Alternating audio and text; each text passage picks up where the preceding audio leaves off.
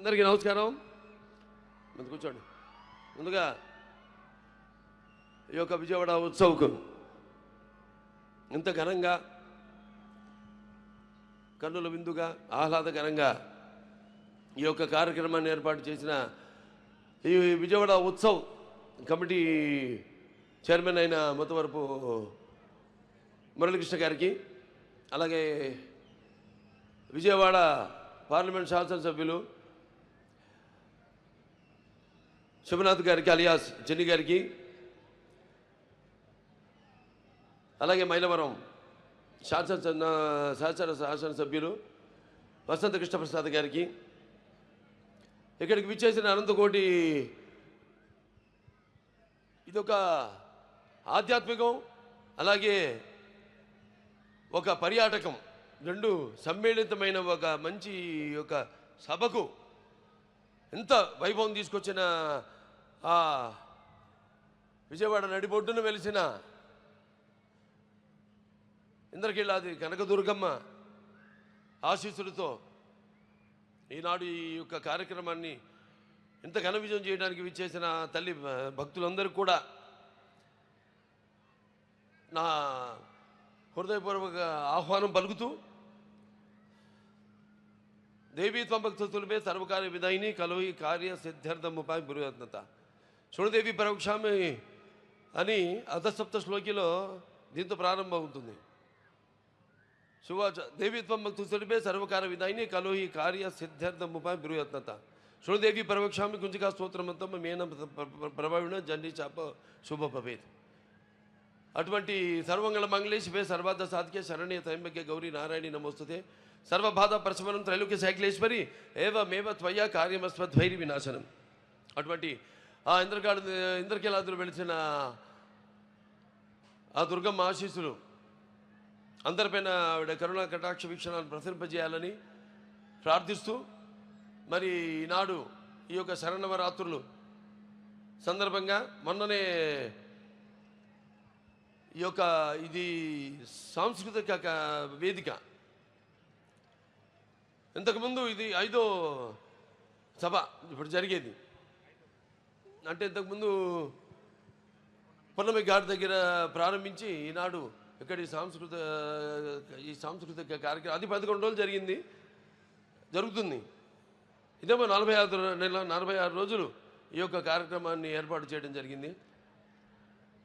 ముందుగా మరి శరన్నవరాత్రులు అనగానే ముందు మనకి ఈ యొక్క శ్రీ లలిత త్రిపుర సుందరితో మొదలయ్యి దాని తర్వాత గౌరీమాత అయితేనేమి, అలా ఈ చివరికి మహిషాసుర మర్దినితో పూర్తవుతున్న కాబోతున్న ఈ యొక్క క్షేత్రానికి ఇవాళ ప్రతి సంవత్సరం ఎంతో వేలాది మంది భక్తులు రావడం, దీక్ష పూని ఇక్కడికి రావడం,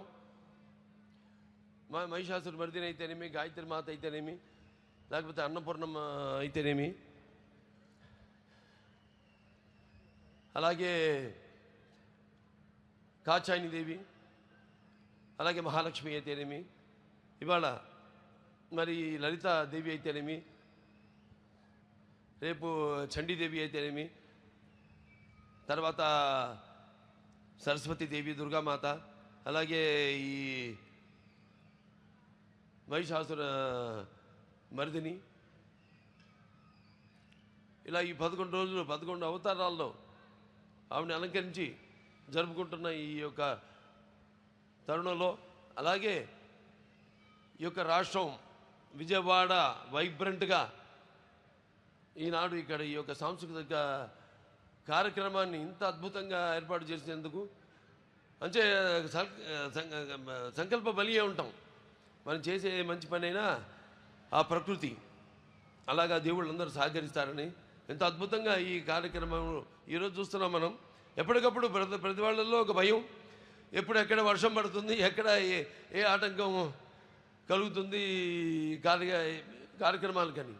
అటువంటిది ఆ దేవి కృప వల్ల అంత దిగ్విజయంగా విజయవంతంగా జరుగుతుంది ఈ కార్యక్రమం.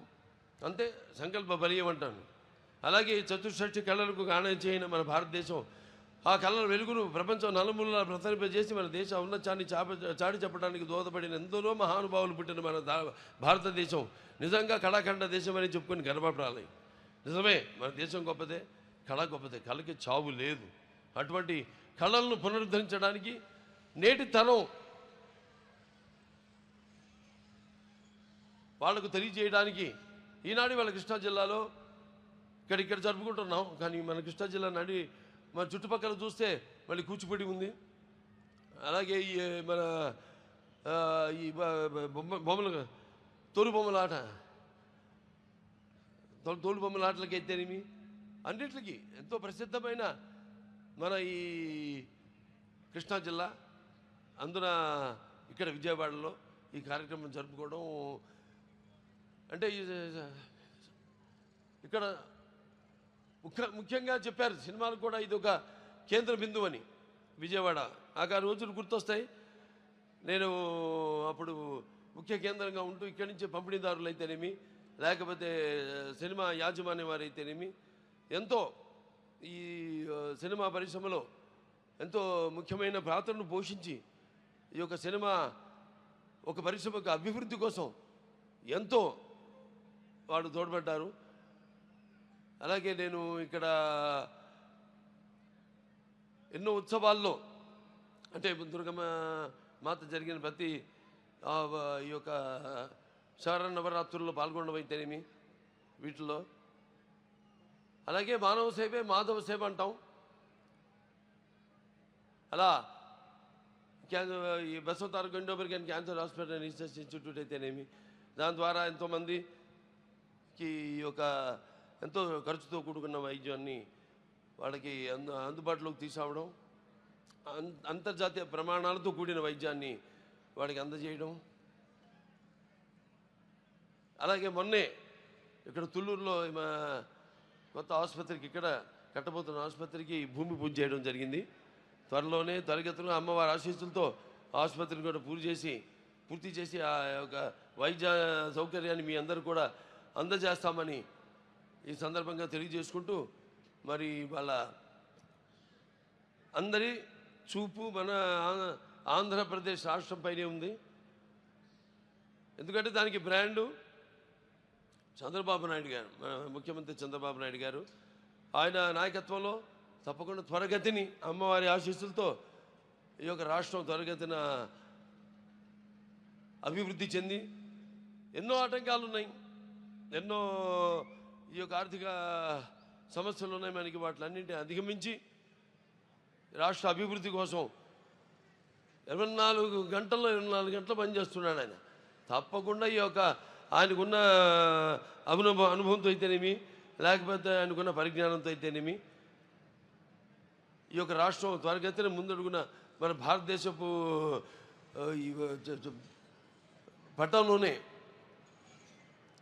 సువర్ణాక్షరాలతో లిఖింపబడిలా త్వరగతిన అభివృద్ధి చెందుతుంది అని సందర్భంగా తెలియజేసుకుంటూ, మరొకసారి ఈ యొక్క మంచి కార్యక్రమానికి నన్ను ఆహ్వానించినందుకు కమిటీ చైర్మన్ ముత్తవరపు మురళీకృష్ణ గారికి, అలాగే మా పార్లమెంట్ శాసన సభ్యులు శివనాథ్ గారికి, చిన్ని గారికి, అలాగే ఇక్కడ మైలవరపు శాసనసభ్యులు వసంతకృష్ణ ప్రసాద్ గారికి అందరికీ, అలాగే ముఖ్యంగా ఈ సాంస్కృతిక కార్యక్రమంలో పాల్గొంటున్న నా తోటి కళాకారులందరికీ కూడా నా అభినందనలు తెలియజేసుకుంటూ, నా కృతజ్ఞతలు తెలియజేసుకుంటూ నేను సెలవు తీసుకుంటున్నాను.